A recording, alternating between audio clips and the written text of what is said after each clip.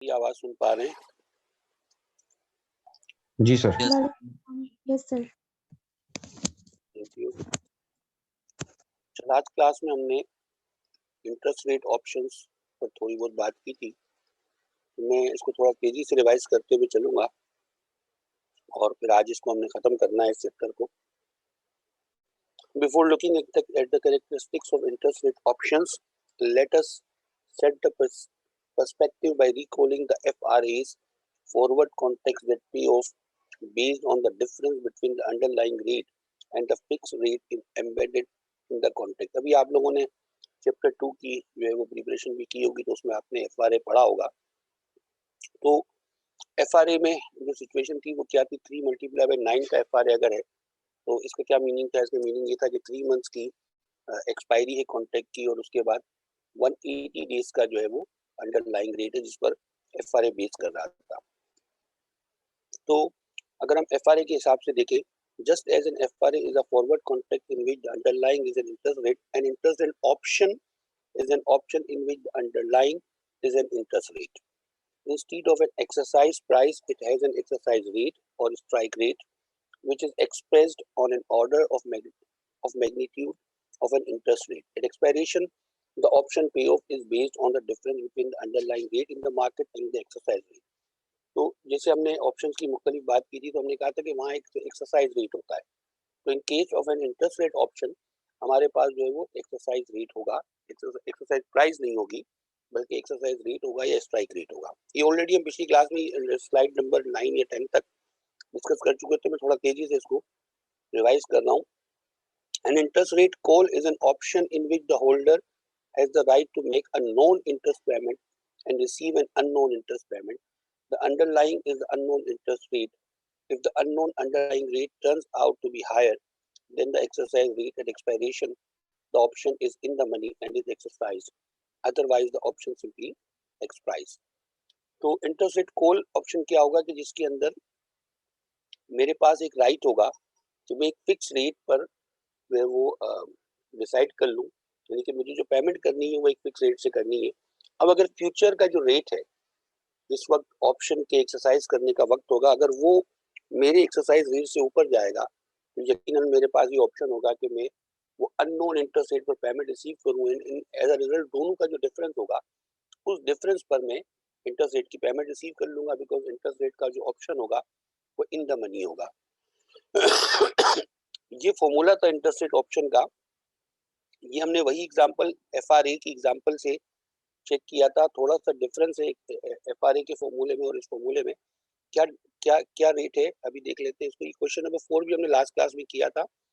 The underlying is a 90 day interest rate and is at 9% when the options expire. Underlying जो है वो 90 day interest rate है और इसका जो एक्सपायरी के वक्त इसका जो रेट है वो 9% है। The notional principal is 50 million. The exercise rate is 8% अगर पहले केस में है एंड 10.5% अगर दूसरे केस में है। हमें पे ऑफ कैलकुलेट करना है कॉल एंड पुट का। नोट कीजिएगा जो फॉर्मूला है वो क्या है, max of zero and underlying rate at expiration minus exercise rate. हमारा जो एक्सरसाइज रेट है वो फर्स्ट केस में 8% है, तो जब हम 0.09 में से 8% को माइनस करेंगे and then multiply by 90 divided by 360 days का जो इनकी जो कन्वेंशन है एफआरए के लिए वो भी यहाँ पर भी वही अप्लाई हो गया। मल्टीप्लाई बाय नोशनल प्रिंसिपल इसको किया तो पता चला कि अगर ये इसकी जो पे ऑफ होगी वो $125,000 की होगी अगर मैं इस ऑप्शन को एक्सरसाइज करूँ। In number 2 it is zero simply because जो एक्सरसाइज रेट है वो उसमें और अंडरलाइंग इंटरेस्ट रेट में जो डिफरेंस है वो जीरो के बराबर आ जाता है। मतलब वो माइनस में है, -0.01 है। अगर -0.01 होगा तो ऑब्वियसली माइनस में हो जाएगा और जो ऑप्शन है वो आउट ऑफ द मनी होगा। देन हमारे पास जो एक्सरसाइज रेट है वो 10.5 है। तो अगर वो 10.5 है तो इट मीन्स कि इन फर्स्ट केस जब इंटरेस्ट रेट कॉल हो तो इंटरेस्ट रेट कॉल की सूरत में वो जीरो हो जाएगा एंड इन सेकंड केस 187,500। इस स्लाइड नंबर 11 तक ऑलरेडी हमने पिछली क्लास में डिस्कस कर लिया था, इसलिए मैं बहुत तेजी से यहाँ आगे आ गया हूँ। अब हम स्लाइड नंबर 12 से बहुत इत्मीनान से डिस्कशन का आगाज करते हैं। We are on slide number 12 now. Borrowers often use interest rate call options to hedge the risk of rising rates on floating rate loans.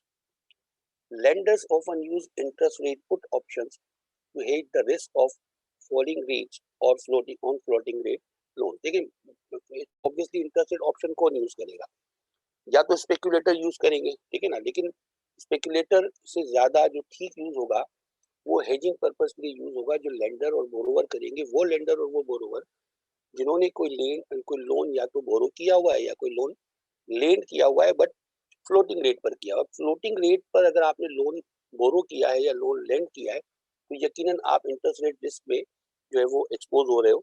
अगर आप बोरोवर हो तो यकीनन बहुत ज्यादा इंटरेस्ट रेट अगर हो जाएगा तो आपकी इंटरेस्ट की जो पेमेंट होगी वो बहुत ज्यादा होगी। तो there is an interest rate risk in case of a borrower के इंटरेस्ट रेट हाई होगा एंड आपकी इंटरेस्ट पेमेंट या फाइनेंशियल चार्जेस भी उसी हिसाब से हाई हो जाएंगे। If you are a lender तो अगेन आप इंटरेस्ट रेट रिस्क को फेस कर रहे हो, लेकिन ऑपोजिट डायरेक्शन में फेस कर रहे हैं कि खुदा ना खास्ता अगर इंटरेस्ट रेट कम होता है तो इंटरेस्ट रेट के कम होने के नतीजे में जो जो जो जो लेंडर है उसको जो इंटरेस्ट की अमाउंट रिसीव होनी है वो कम रिसीव होनी है ऑन फ्लोटिंग रेट लोन। तो अब क्या होगा, बोरोवर क्या करेगा, बोरोवर हेज करने के लिए इंटरेस्ट रेट कॉल का जो ऑप्शन है वो यूज करेगा और एक फिक्स रेट पर यहाँ पेमेंट करके एक फ्लोटिंग रेट में पेमेंट रिसीव करेगा।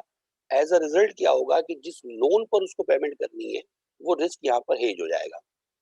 वाइस वर्सा जो लेंडर होगा वो interest rate put option use करेगा और रिजल्ट ये निकलेगा कि अगर अगर इंटरेस्ट रेट उसके फ्लोटिंग रेट से उसकी पेमेंट कम होती है तो इंटरेस्ट रेट ऑप्शन के जरिए से वो यहाँ पर अपने ऑप्शन को एक्सरसाइज करके इंटरेस्ट रेट ऑप्शन को यूज करते हुए यहाँ से पेमेंट रिसीव कर लेगा और एज अ रिजल्ट उसका जो रिस्क होगा वो हेज हो जाएगा। बट द पॉइंट इज कि जिसने भी बोरो किया हो या लेन किया हो फ्लोटिंग रेट लोन, उसने कोई एक पेमेंट नहीं करनी होती, ना बोरोवर ने एक इंटरेस्ट की पेमेंट करनी होती, ना लेंडर ने एक इंटरेस्ट की पेमेंट रिसीव करनी होती है। इसका मतलब ये हुआ कि इंटरेस्ट रेट की जो पेमेंट है वो चूंकि हर मंथली या क्वार्टरली एक पीरियड के बाद करनी है, और जो पेमेंट आपने बोरोवर ने पे करनी है इंटरेस्ट की या जो लेंडर ने रिसीव करनी है, हर पेमेंट के साथ रिस्क एसोसिएटेड है। अगर मैं बोरोवर हूँ,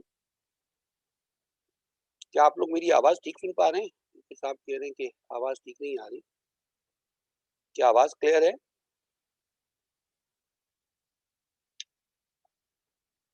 यस सर, क्लियर है आपकी आवाज। यस सर, क्लियर है। ओके, अच्छा अच्छा, तो होगा क्या कि अगर मैं बोरोवर हूँ और मुझे बहुत सारी इंटरेस्ट की पेमेंट्स करनी है तो इसका मतलब मैं ये चाहता हूँ कि मेरी हर इंटरेस्ट पेमेंट हेज हो जाए। सिर्फ एक इंटरेस्ट पेमेंट को हेज करना जो है वो मेरा मकसद नहीं है। और अगर मैं लेंडर भी हूँ तो मैं भी तो भी मैं चाह रहा हूँ कि मेरी हर इंटरेस्ट की जो रिसीट है फ्यूचर में वो सारी की सारी जो है वो हेज हो जाए। तो फिर क्या होगा मैं एक ऐसा इंटरेस्ट रेट का जो है कॉम्बिनेशन यूज करूंगा जो जिसमें मेरी बहुत सारी जो इंटरेस्ट की रिसीव्स हैं या जो जो पेमेंट्स हैं वो हेज हो जाएं। A combination of interest rate calls is referred to as an interest rate cap or sometimes just cap. Interest rate calls का combination क्या है, उसको हम क्या कहते हैं, interest rate cap. What does it mean? इसका मतलब ये है कि मुझे जितनी भी किसी फ्लोटिंग रेट पर पेमेंट्स करनी है एज अ बोरोवर, मैं उन तमाम पेमेंट्स को हेज करने के लिए एक combination, for example let us suppose कि मुझे 12 पेमेंट्स करनी है आने वाले दिनों में। आई have to pay 12 payments of, I have to make 12 payments of interest. तो अब मैंने क्या किया, एक ऐसा इंटरेस्ट रेट ऑप्शन जो है वो किसी से बाय कर लिया कि जिसके अंदर मेरी 12 की 12 पेमेंट जो है वो हेज हो गई। तो अब ये जो कॉम्बिनेशन हुआ उन 12 पेमेंट्स का, उसको टेक्निकली क्या कहा जाएगा, that is termed as interest rate cap, या इसको सिर्फ सिंपली कैप भी कह सकते हैं। Vice versa, if I am a lender और मुझे फ्यूचर में 12 पेमेंट रिसीव करनी है तो मैं ये चाहता हूँ कि ये 12 की 12 पेमेंट एक साथ एक ही ऑप्शन के अंदर हेज हो जाएं। तो फिर एक ऐसा combination of interest rate option, interest rate puts option, जिसके अंदर मेरी 12 की 12 पेमेंट जो है वो हेज हो गई हो और उसमें से जिस पेमेंट के वक्त भी मैं चाहूँ कि मैं एक्सरसाइज कर लूँ इंटरेस्ट रेट ऑप्शन अपना, तो मैं वहाँ एक्सरसाइज कर सकूँ। वो जो इंटरेस्ट रेट का कॉम्बिनेशन होगा उसको हम कहते हैं इंटरेस्ट रेट फ्लोर, या सिंपली उसको हम कहते हैं floor. Specifically an interest rate cap is a series of call options. Note कीजिएगा, ये वही बात है जो भी हम कर चुके।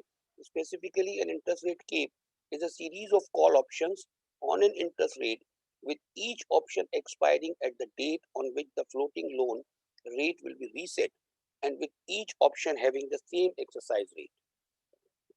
Each option is independent of the others, thus exercise of one option does not affect the right to exercise any of the others. Each component call option is called a caplet. अब क्या हुआ, 12 payments मैंने hedge कर ली ना। For example, मैं एक borrower हूँ, मुझे 12 पेमेंट्स करनी है। मैंने इंटरेस्ट रेट कॉल की जो है वो एक सीरीज, एक पूरी वो कर ली, जिसको हम कहेंगे इंटरेस्ट रेट के। अब अगर 12 एक्सरसाइजेस, अगर 12 रेट्स हैं या 12 ऑप्शंस है मेरे पास एक सीरीज के अंदर या एक कॉम्बिनेशन के अंदर, उसमें से मैं अगर कोई एक रेट जो है वो या एक ऑप्शन जो है उसको अगर मैं यूज कर लेता हूँ, तो इसका क्या मतलब हुआ कि बाकी बाकी के ऊपर इसका कोई इफेक्ट नहीं होगा। बाकी ऑप्शन अपनी जगह पर होंगे। जिस ऑप्शन को मैं चाहूँ एक्सरसाइज करूँ, जिस ऑप्शन को मैं चाहूँ एक्सरसाइज ना करूँ। और एक जो सिंगल सिंगल ऑप्शन है, यानी कि 12 में हर सिंगल ऑप्शन जो है उसको हम क्या कहेंगे, Capulet. N interest rate floor is a series of put options की सीरीज है, ठीक है, on an interest rate, with each option expiring at the date on which the floating loan rate will be reset, and with each option have the same exercise rate. Each component put option is called a floorlet. वो क्या था, Capulet, and ये क्या है, फ्लोरलेट. The price of an interest rate cap or floor is the sum of the prices of the options that make up the cap or floor. Price कैसे decide होगी, अभी हमने जो हम एज्यूम करके चलने की, जी हमें 12 पेमेंट हमने एक अमाउंट बोरो किया हुआ और हमें उसके ऊपर 12 पेमेंट्स करनी है फ्लोटिंग रेट पर, या हमने एक अमाउंट लैंड किया हुआ और हमें उस पर 12 पेमेंट्स रिसीव करनी है फ्लोटिंग रेट पर। तो जो एक सिंगल पेमेंट का ऑप्शन हो सकता है, अगर उसको 12 टाइम सम कर दिया जाए या 12 से मल्टीप्लाई कर दिया जाए, तो वो जो सम होगा 12 पेमेंट्स का, वो पूरे का पूरा जो सम होगा वो प्राइस हो सकती है किसी एक सीरीज की। वो सीरीज इंटरेस्ट रेट कैप भी हो सकता है, वो सीरीज जो है वो इंटरेस्ट रेट फ्लोर भी पॉसिबल है। इंटरेस्ट रेट ऑप्शंस यहाँ पर खत्म हुए क्या? इंटरेस्ट रेट ऑप्शन में कोई ऐसी बात है शुरू की 8 9 10 स्लाइड्स हम लास्ट क्लास में भी डिस्कस की थी और हम उस पर तेज आए थे काफी, और अभी हमने 5 6 स्लाइड्स और डिस्कस की, specially interest rate cap, interest rate floor. क्या इसमें कोई ऐसी चीज है जो मुझे रिवाइज करनी चाहिए? Is there any question?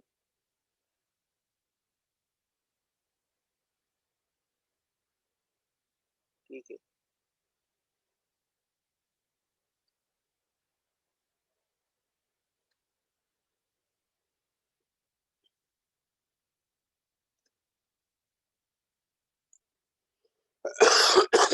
अच्छा जी, जो लास्ट हमने बात करनी है वो करनी है करेंसी ऑप्शंस पर।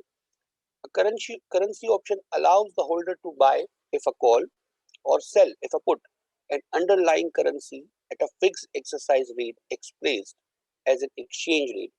Many companies, knowing that they will need to convert a currency X at a future date into a currency Y, will buy a call option on currency Y specified in terms of currency X. क्या सूरत हाल बनी कि ये बड़ा बड़ा common सा मामला है। ये पूरी दुनिया में इंपोर्ट एक्सपोर्ट होती है और पूरी दुनिया में मुख्तलिफ कंपनीज अपना गुड्स एक्सपोर्ट भी करती हैं और अपना गुड्स और अपने प्रोडक्शन के लिए या किसी भी यूज के लिए किसी चीज को इंपोर्ट भी करती हैं। तो अगर आप इंगेज हैं इंपोर्ट एंड एक्सपोर्ट में, तो ऑब्वियसली आपको अपनी इंपोर्ट प्राइस को जो है वो उसके अंदर रिस्क को हेज करना है, और या अगर आप एक्सपोर्टर हैं तो जो जो जो इंटरनेशनल करेंसी आपको रिसीव होनी है, आप उसके अंदर जो रिस्क है उसको हेज करना चाह रहे हैं। तो बीइंग एन इंपोर्टर और एन एक्सपोर्टर, आपके लिए करेंसी ऑप्शन जो है वो बहुत इंपॉर्टेंट होगा। अगर एक कंपनी सपोज, अगर एक इंपोर्टर है पाकिस्तान के अंदर और उसने कोई चीज बाय की है किसी भी दुनिया के मुल्क से और उसको पेमेंट करनी है इन टर्म्स ऑफ डॉलर, तो पाकिस्तानी रुपी की जो वीकनेस की का रिस्क है कि पाक रुपी वीकनेस हो जाएगा अगेंस्ट डॉलर, उस रिस्क को हेज करने के लिए वो इंपोर्टर यकीनन ये कर सकता है के करेंसी ऑप्शन यूज कर सकता है। और वाइस वर्सा अगर कोई एक्सपोर्टर है, उसको पेमेंट रिसीव होनी है इन डॉलर्स, तो वो एक्सपोर्टर भी ये कर सकता है कि डॉलर की टर्म में पाक रुपी में, अगर हम सिर्फ इस वक्त पाकिस्तान के सिनेरियो में बात करें, तो पाक रुपी में एक करेंसी ऑप्शन यूज करके अपनी जो डॉलर की रिसीट है उसके अंदर रुपी डॉलर पैरिटी की जो फ्लक्चुएशन है, उस फ्लक्चुएशन को हेज कर सकता है एक करेंसी ऑप्शन को लेके। अगर मुझे किसी करेंसी को बाय करना है, फॉर एग्जांपल मुझे डॉलर बाय करने हैं पाक रुपी के अगेंस्ट में, तो मैं क्या करूंगा, मैं एक कॉल ऑप्शन ले लूंगा। और अगर मुझे डॉलर सेल करने हैं, यानी कि अगर मैं इंपोर्टर हूँ, तो मैं क्या करूंगा, मुझे फ्यूचर में डॉलर्स की जरूरत पड़ने वाली है क्योंकि मुझे डॉलर की पेमेंट करनी है, तो मैं क्या करूंगा, कॉल ऑप्शन बाय कर लूंगा। और अगर मैं एक्सपोर्टर हूँ और मुझे फ्यूचर में डॉलर रिसीव होने हैं जो मुझे सेल करने हैं, तो उसके अंदर फ्लक्चुएशन का जो रिस्क है उसको स्टॉप करने के लिए या उसको मिनिमाइज करने के लिए या उसको कम करने के लिए मैं क्या करूंगा, मैं एक पुट ऑप्शन परचेज कर लूंगा और जैसे ही डॉलर रिसीव होंगे मैं उस पुट ऑप्शन को यूज करके अपने डॉलर्स को सेल कर सकता हूँ। For example, say that a US company will be needing euro 50 million for an expansion project in 3 months. Thus, it will be buying euros and is exposed to the risk of the euro rising against the dollar. Even though it has that concern, it would also like to benefit if the euro weakens against the dollar. Thus, it might buy a call option on the euro. Let us say it specifies an exercise rate of $0.90. So it pays cash upfront for the right to buy euro 50 million at the rate of 0.90 per euro. If the option expires with the euro above 0.90, it can buy euros at 0.90 and avoid any additional cost over 0.90. If the option expires with the euro below 0.90, it does not exercise the option and buy euros at the market rate. बहुत simple सी बात है कि एक US company है जिसको 50 million euro जो है उसके लिए उसकी नीड है, और अगर उसको यूरो बाय करने हैं तो उसके पास ये ऑप्शन है कि वो एक कॉल ऑप्शन परचेज कर ले, और कॉल ऑप्शन के अंदर 50 मिलियन यूरोस की परचेज उसे रखी हुई है। सिंपली अगर 0.90 से ज्यादा यूरो हो जाता है तो उसने क्या करना है, सिंपली उस ऑप्शन को एक्सरसाइज करके अपनी जो बाइंग है 50 मिलियन यूरोस की वो 0.90 में कर लेनी है। और अगर अगर यूरो वीक हो जाता है, क्योंकि ऑप्शन के अंदर एडवांटेज ये है कि अगर आप नहीं एक्सरसाइज करना चाहते अपने राइट को, तो आप ना एक्सरसाइज करें, तो सिंपली वो एक्सरसाइज नहीं करेगी कंपनी राइट को।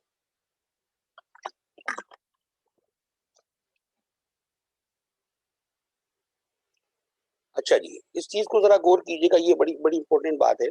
Note closely these two cases. Euro expires above 0.90, company क्या करेगी, 50 मिलियन यूरो बाय कर लेगी। 0.90 यूरो एक्सपायर होता है बिलो 0.90, तो कंपनी क्या करेगी, अपने 50 मिलियन यूरो मार्केट रेट पर बाय कर लेगी, जो भी मार्केट में रेट होगा, और जो अपना ऑप्शन है उसको एक्सपायर होने देगी। जरा सेकंड को देखिएगा, रिवर्स आकर सोचते हैं। These outcomes can also be viewed in the following manner. अगर डॉलर जो है वो 1.111 यूरो से कम पर एक्सपायर होता है, तो कंपनी क्या करेगी, 45 मिलियन यूरो सेल कर देगी 1.999 में, 45 मिलियन डॉलर सेल कर देगी 1.1111 में, और अगेंस्ट में बाय करेगी 50 मिलियन यूरो को।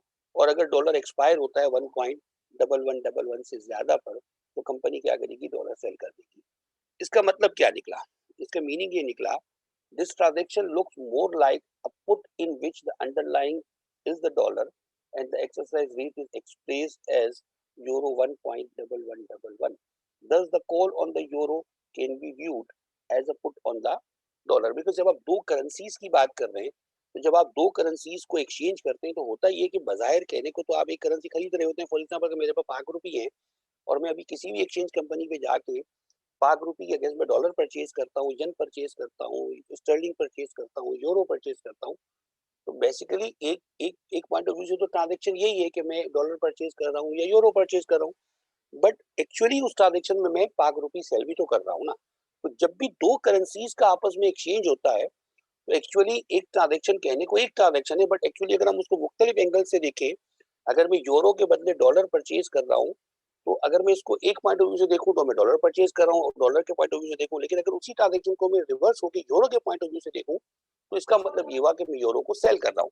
तो अब अगर इस ट्रांजैक्शन को दोबारा से अगर हम देखें, तो अगर 0.90 यूरो है फॉर $1, तो उसको अगर आप डॉलर में कन्वर्ट करें तो इसका मतलब ये बनता है कि 1 यूरो बराबर होगा 1.11 डॉलर के। तो अगर एक ही ऑप्शन जो है जिसके अंदर मैं यूरो बाय करने जा रहा हूं, तो वो एक्चुअली ऑपोजिट डायरेक्शन में क्या है, ऑपोजिट डायरेक्शन में क्या है, वो डॉलर की परचेज है। और अगर मैं यूरो परचेज करता हूं तो ऑपोजिट डायरेक्शन में वो डॉलर की सेल है बेसिकली। इसका मतलब ये हुआ कि एक करेंसी की जो जो ट्रेड होगी वो इन अ वे एक करेंसी बाय हो रही होगी लेकिन दूसरी करेंसी सेल हो रही होगी। तो अगर मैं एक ऑप्शन परचेज करता हूं टू बाय यूरो, तो दूसरे अल्फाज में मैंने यूरो बाय करने का जो ऑप्शन परचेज किया है वो एक्चुअली डॉलर सेल करने का ऑप्शन भी है। Is the point clear?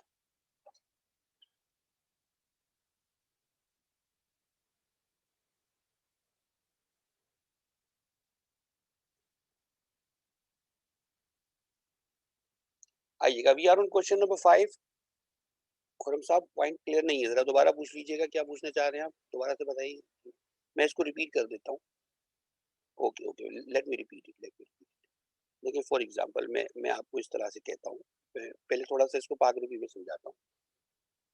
देखिए फॉर एग्जांपल, अच्छा क्लास का टाइम भी खत्म हो रहा है, अगर क्लास एंड हो जाएगी तो खुरम फौरन ही दोबारा स्टार्ट कर लीजिएगा, ठीक है? अगर क्लास क्योंकि 8 मिनट है तो वो किसी भी वक्त क्लास खत्म हो जाएगी, तो हम फौरन ही दोबारा स्टार्ट हो जाएंगे, ठीक है? क्योंकि इस चैप्टर को हमने खत्म करना है ना इन्हीं आवाज, उसके बाद फिर हम क्विज रखेंगे, ठीक है? तो बात ये हो रही थी हमारी खुरम साहब। देखिए फॉर एग्जांपल, अगर मेरे मुझे नीड है यूरो की, और मेरी मेरी जो होम करेंसी है, जो मेरी डोमेस्टिक करेंसी है वो डॉलर है सपोज फॉर एग्जांपल। तो बेसिकली मैं करूंगा क्या, अगर मुझे यूरोप में यूरोस की जरूरत होगी तो व्हाट आई विल डू, मैं ये करूंगा कि यूरो परचेज करूंगा और डॉलर दूंगा।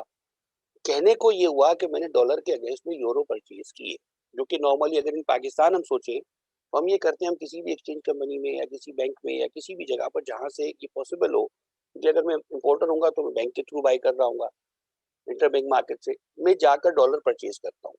लेकिन जिस वक्त मैं डॉलर परचेज कर रहा होता हूँ तो मैं उस डॉलर की परचेज की जो पेमेंट कर रहा होता हूँ वो पाक रुपये में कर रहा होता हूँ। इसका मतलब ये हुआ कि मैं एक करेंसी को जब दूसरी करेंसी से एक्सचेंज कर रहा होता हूँ तो एक्चुअली हो ये रहा होता है, क्योंकि करेंसी अगेंस्ट करेंसी है ना, करेंसी अगेंस्ट शेयर नहीं है, करेंसी अगेंस्ट बॉन्ड नहीं है, करेंसी अगेंस्ट कुछ और नहीं है, करेंसी किसी कमोडिटी के बदले में नहीं दे रहा, करेंसी अगेंस्ट करेंसी दे रहा हूँ।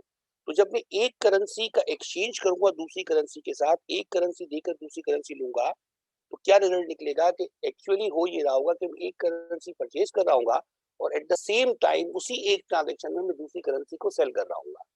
जब मैं डॉलर खरीदता हूँ मार्केट में जाके, एक्चुअली हो ये रहा होता है कि मैं डॉलर खरीद रहा होता हूँ और पाक रुपये उसी वक्त बेच रहा होता हूँ। वाइस वर्सा जब मैं डॉलर बेचता हूँ मार्केट में जाके, तो एक्चुअली मैं कर क्या रहा होता हूँ, इन इन इन अ सिंगल ट्रांजेक्शन में पाक रुपये जो है वो खरीद रहा होता हूँ और डॉलर बेच रहा होता हूँ, बेसिकली हो ये रहा होता है। तो जब एक ट्रांजेक्शन होगी यूरो और डॉलर के अगेंस्ट में, और अगर कोई कोई कोई कंपनी या कोई कॉर्पोरेशन या कोई इंडिविजुअल यूरो परचेज करेगा और उसके अगेंस्ट में पेमेंट करेगा डॉलर में, तो एक्चुअली उस एक ट्रांजेक्शन में ये हो रहा होगा कि वो कॉर्पोरेशन यूरो परचेज कर रही होगी लेकिन सेम टाइम वो डॉलर सेल कर रही होगी। ऑपोजिट है, अगर एक कंपनी डॉलर परचेज करेगी और उसकी पेमेंट यूरो में करेगी, तो इसका मतलब एक्सचेंज ऑफ द करेंसीज में ये हो रहा होगा कि वो डॉलर परचेज हो रहे होंगे और सेल हो रहे होंगे यूरो। इट मींस अगर मैं in terms of dollar euro का कॉल ऑप्शन परचेज करूं, जिसका मकसद ये हो कि मैं 0.90 यूरोज जो है, $0.90 पर यूरो में यूरो जो है वो परचेज करना चाहता हूँ 50 मिलियन यूरो। तो अगर मैं इसको ऑपोजिट सोचूं तो इसका मतलब ये हुआ कि मैं यूरो परचेज करने का मतलब ये हुआ कि एक ऐसा ऑप्शन जिसमें मैं यूरो परचेज कर रहा हूँ, एक्चुअली उस ऑप्शन का दूसरा दूसरा एंगल ये है कि मैं उस ऑप्शन के अगेंस्ट में डॉलर सेल करना चाह रहा हूँ। तो अगर एक कॉल ऑप्शन फॉर यूरो होगा, इनडायरेक्टली वो पुट ऑप्शन फॉर डॉलर भी होगा। अगर कॉल ऑप्शन फॉर डॉलर होगा, इनडायरेक्टली वो पुट ऑप्शन फॉर यूरो भी होगा, क्योंकि एक करेंसी के बदले दूसरी करेंसी डेफिनेटली आनी है।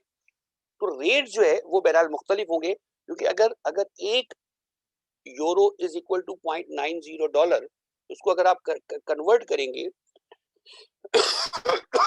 तो यूं बनेगा कि एक euro is equal to 1.11 dollar. अब अगर मेरा जो यूरो है वो एक्सपायर होता है 0.90 से ऊपर पे, तो मैं 50 मिलियन यूरो परचेज करूंगा। इसी चीज को अगर आप सोचें तो अगर डॉलर एक्सपायर होता है 1.1111 से नीचे, यानी कि यूरो का एक्सपायर होना 0.90 से ऊपर या डॉलर का एक्सपायर होना 1.1111 से नीचे, इन दोनों का एक ही मतलब है कि डॉलर वीक हो रहा है मींस यूरो स्ट्रांग हो रहा है, या यूरो स्ट्रांग हो रहा है मींस डॉलर वीक हो रहा है। दोनों का एक ही मतलब है। दो करेंसीज के अगेंस्ट में अगर एक करेंसी स्ट्रांग हो रही है तो वैसे दूसरी वीक हो रही है, अगर एक वीक हो रही है तो दूसरी स्ट्रांग हो रही है। तो इसका मतलब ये हुआ कि यूरो 0.90 से ज्यादा का होगा तो मैं ऑप्शन को एक्सरसाइज करूंगा, या डॉलर 1.1111 से कम होगा तो मैं ऑप्शन को एक्सरसाइज करूंगा। लेकिन अगर ये दोनों में से कुछ भी नहीं होगा तो मैं फिर सिंपली ऑप्शन को एक्सपायर होने दूंगा। इसको मजीद थोड़ा मजीद पढ़ते हैं। The transaction looks more like a put in which the underlying is the dollar। ये ट्रांजैक्शन बिल्कुल उसी तरीके से है जैसे अंडरलाइन यूरो की जगह पर अब डॉलर हो गया हो। And the exercise rate is expressed as euro 1.1111। thus the call on the euro can be viewed as a put on the dollar। वो ऑप्शन या वो कॉल ऑप्शन जो यूरो पर है उसको हम इस पॉइंट ऑफ व्यू से भी देख सकते हैं कि वो एक पुट ऑप्शन है डॉलर पर, specifically a call to buy 50 million euro at an exercise price of 0.90 is also a put to sell 50 million multiplied by 0.90, 45 million dollar at an exercise price of 1 divided by 0.90 or 1.1111। is the point clear now? क्या अब ये point सबको clear हो गया है? दो currencies के rate जो है वो मुख्तलिफ हो सकते हैं।